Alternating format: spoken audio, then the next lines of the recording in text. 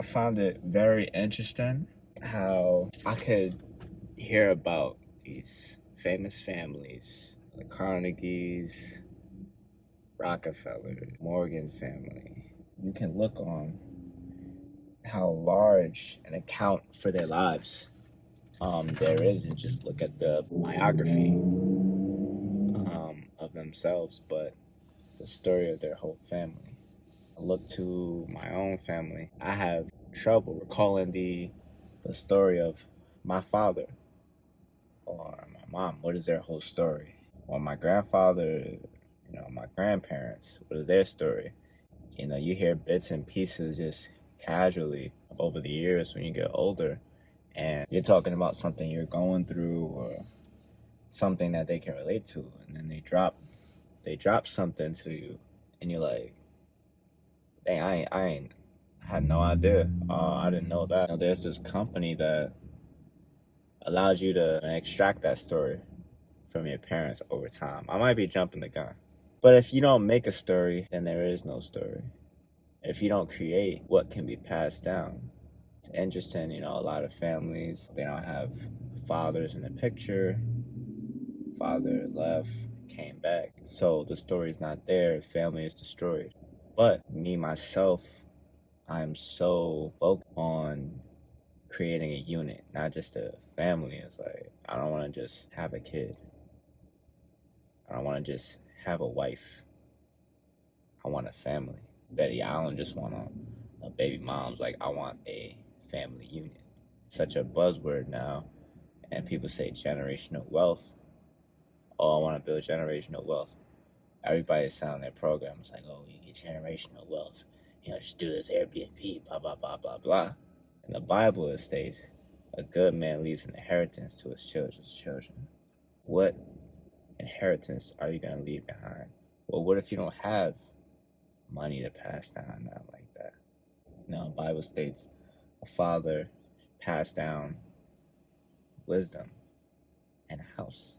And you can pass down a house and you can pass down wisdom. Wisdom is one of the greatest inheritance that you can pass down. Now, what is wisdom, right? How I would define wisdom today, right, is the cultivation of lessons through experiences from applying knowledge for an extended period of time. I can read a book, I can apply it, and gain an experience. What I learned, the lesson, can be true today, but be false tomorrow.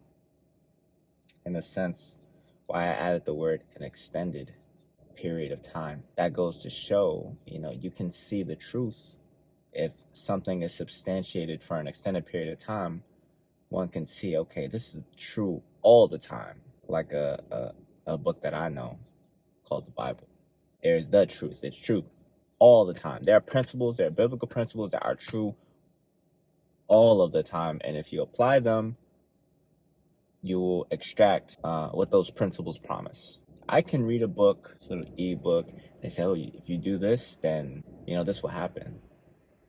How long has that business been? How long has a person been in business?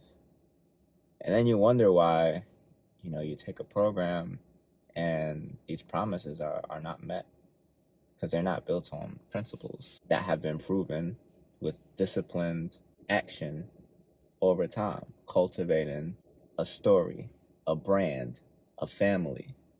My life itself is just what I've experienced so far is a hypothesis. But I guarantee if I ask my dad, hey, you ever been through this? And he said, yeah, I've been through this. That's what I did. Why don't I have a collection of, well, I shouldn't ask myself.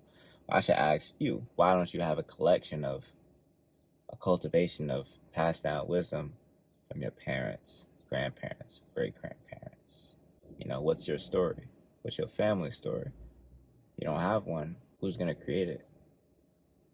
Your children, your grandchildren? Or is it going to be you?